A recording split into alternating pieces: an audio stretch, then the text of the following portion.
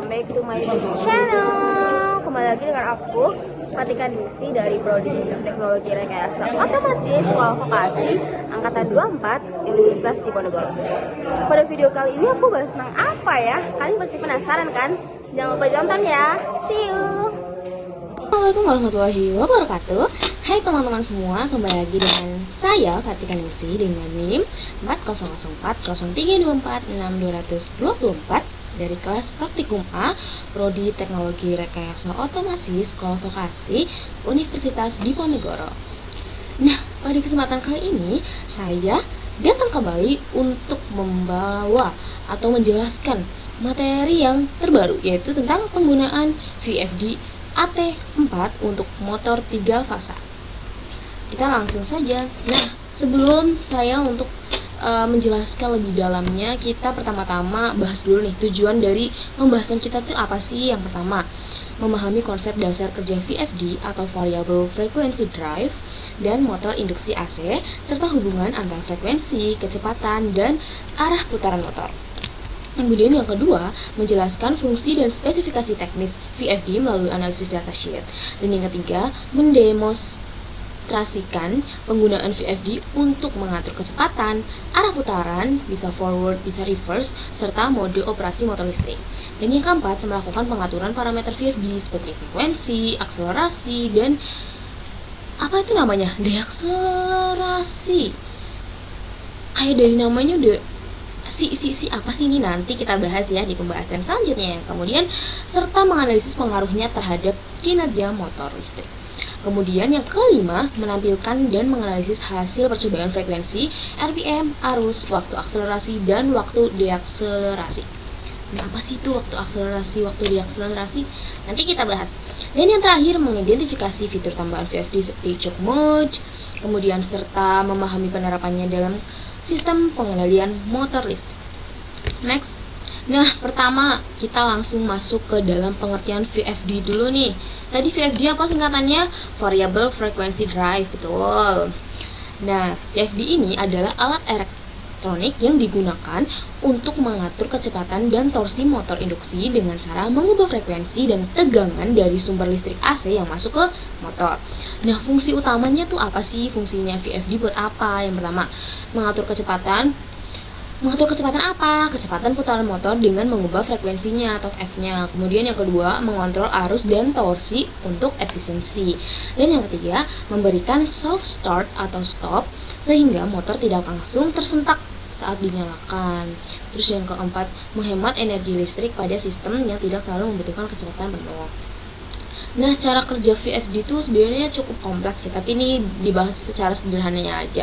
Nah, yang pertama itu ada rectifier atau mengubah listrik AC ke DC. Jadi ADC gitu lah ya, kayak dari AC ke DC. Nah, kemudian yang kedua, DC bus atau filter yang digunakan untuk menstabilkan tegangan DC. Dan yang ketiga ada inverter, yaitu untuk mengubah kembali dari DC ke AC dengan frekuensi yang bisa diatur sesuai kebutuhan motor. Kemudian next. Nah, kita masuk ke dalam pengertian motor AC induksi nih. Motor induksi itu adalah motor listrik yang bekerja berdasarkan induksi elektromagnetik pada antara stator atau bagian diam dan rotor bagian yang berputar.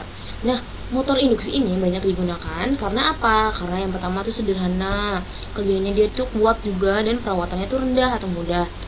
Nah, prinsip kerjanya tuh seperti ini. Ketika arus AC mengalir di lilitan stator, maka akan terbentuk medan magnet yang berputar atau rotating magnetic field. Kemudian medan magnet tersebut menginduksi arus listrik ke dalam rotor. Nah, arus di rotor ini kemudian menghasilkan torsi atau gaya putar sehingga rotor berputar mengikuti medan magnet stator. Nah, rumus dasar kecepatan sinkron yaitu NS sama dengan 120 kali frekuensi 2 GHz ya. NS sama dengan 120 kali frekuensi dibagi P. Oh, P di sini ternyata bukan daya, namun jumlah kutub magnet pada motor. NS tadi adalah kecepatan sinkron. Ini satuannya RPM, kemudian frekuensi sumbernya itu satuannya Hz. P tadi jumlah kutub magnet pada motor. Nah, 120 ini apa? 120 ini adalah konstanta yang berasal dari 2 kali 60. Nah, angka 2 ini berasal dari, kan kutubnya tadi ada 2 kan? Ada berpasangan gitu loh. Jadi dari setiap kutub yang berpasangan, dan 60 ini digunakan untuk mengubah satuan frekuensi putaran per detik menjadi putaran per menit. Jadi 1 menit kan 60 detik kan, jadi ya itu dua tadi kan berasal dari kutubnya, kutubnya kan 2, yaitu 2 dikali 60, jadilah 110. Nah, dari rumus ini terlihat bahwa kecepatan motor induksi tergantung pada frekuensi listrik yang masuk ke dalam motor. Nah, kita masuk ke datasheet VFD. Beginilah datasheetnya, bisa dilihat di sini. Ini pada frekuensi 10, RPM-nya 297, I inputnya 0,3, V inputnya 234.3 atau 0,3. Ini perbandingannya bisa dilihat di sini. Ini adalah grafiknya. Jadi grafiknya tuh kayak fungsi apa ini kalau di DSK?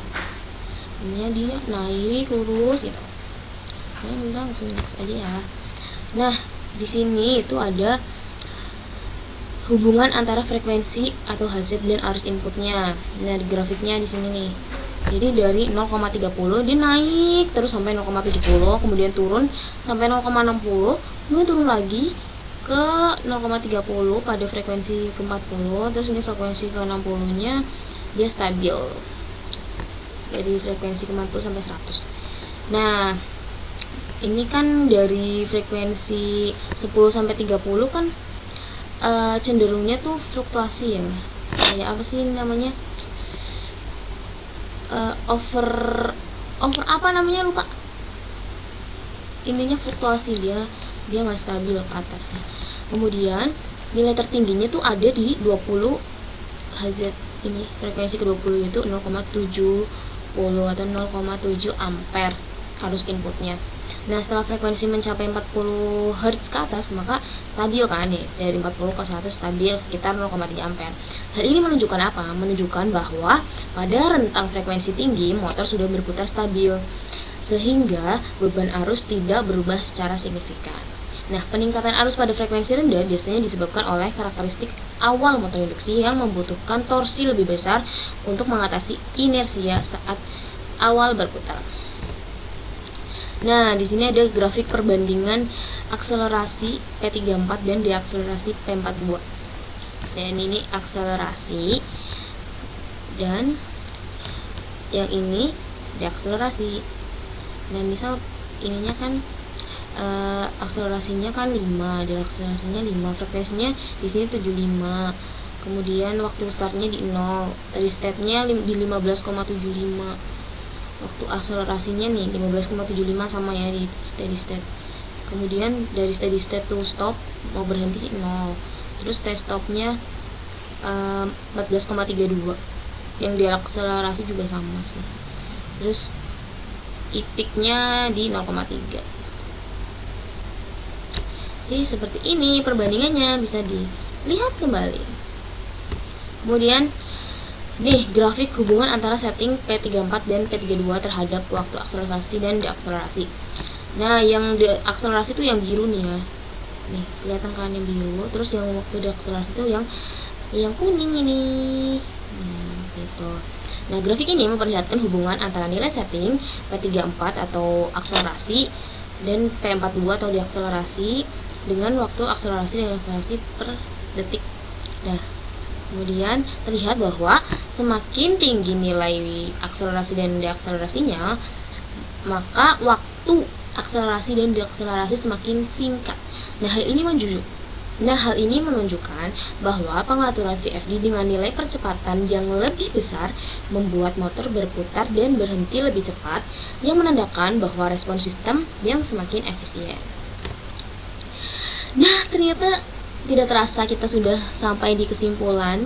Jadi dapat disimpulkan bahwa VFD AT4 mampu mengubah daya listrik satu fasa menjadi 3 fasa, serta memungkinkan pengguna untuk mengatur kecepatan arah putaran dan mode gerak motor listrik dengan mudah dan efisien.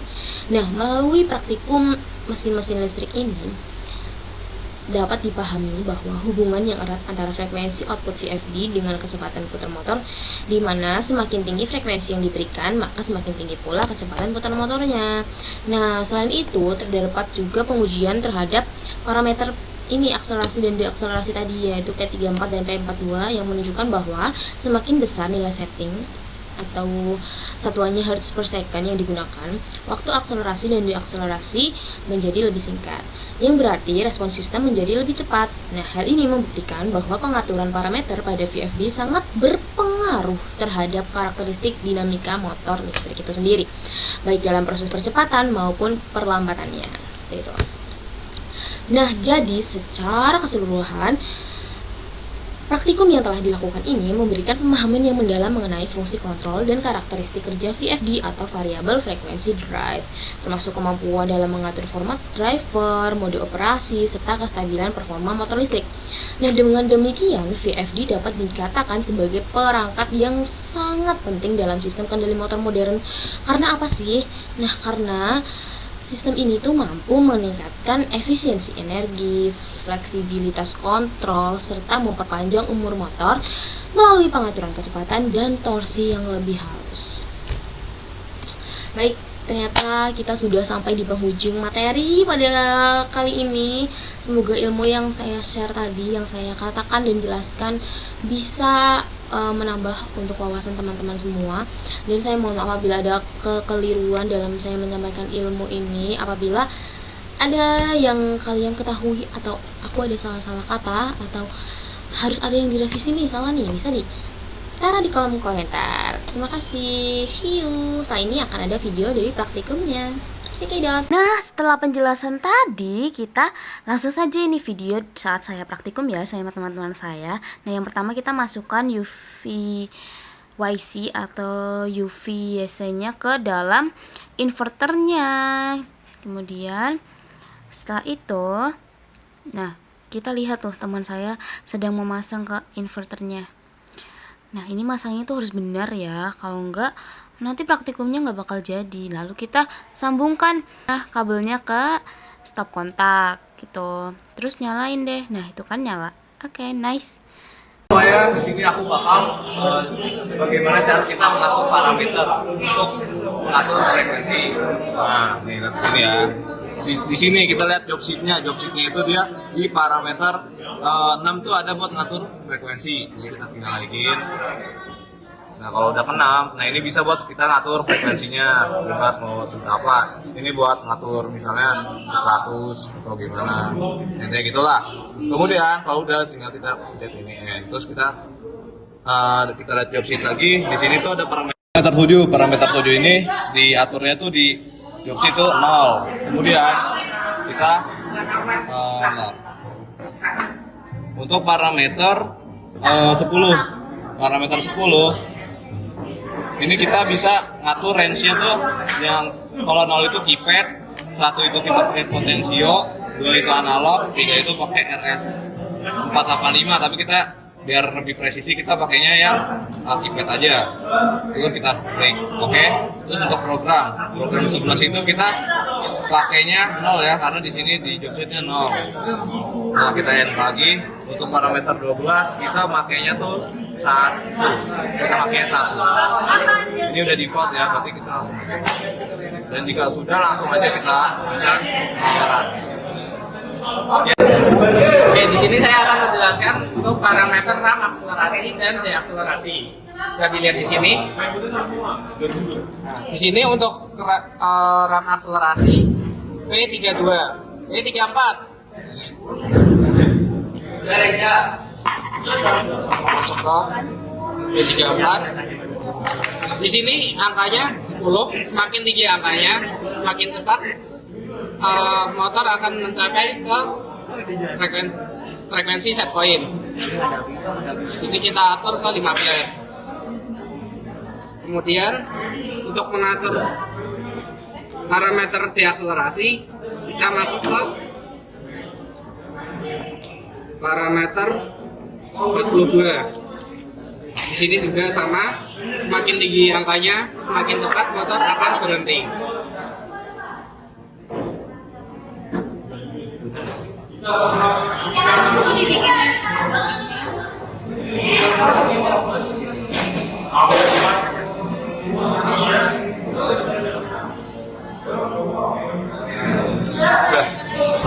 Ya, gas. Jadi di part video kali ini aku akan jelasin cara menaik turunkan set point frekuensi. Jadi di sini udah disetting set point frekuensi. Nah, ini dia tuh naiknya berkelipatan 0,5. Jadi ini kita setting sampai ke 75.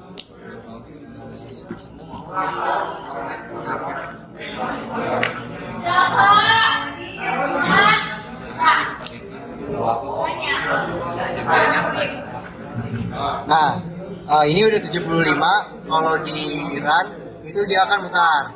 Dan semakin tinggi frekuensinya, maka semakin tinggi pula RPM-nya. Terus kalau di stop, dia nanti akan berhenti. Oke teman-teman, jadi di sini bisa dilihat untuk F-nya itu 50. Di sini adalah frekuensi set point-nya 50. Dan pada saat kita pencet tombol hijau bertuliskan run di sini, maka motor akan berputar dan di sini H yaitu frekuensi aktualnya.